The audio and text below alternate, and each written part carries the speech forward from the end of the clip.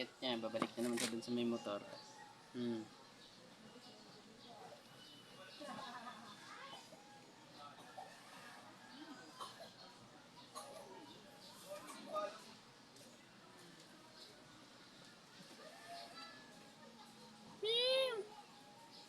Lagi kang bumabalik-balik dun sa ano, takip ng motor ko. Ayan na si Milo. Balbon siya. Mayroon mo na alaga nito eh, lumabas lang. Nakatakas.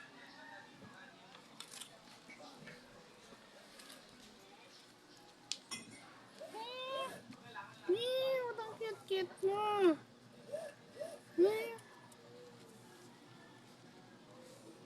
Siguro naglalandi ito. Naglalandi yata itong pusang to eh. Nagbabalik-balik sa dito sa may motor ko, Ross. Dinidilaan niya yung ano, inaamoy niya. Ang cute niya.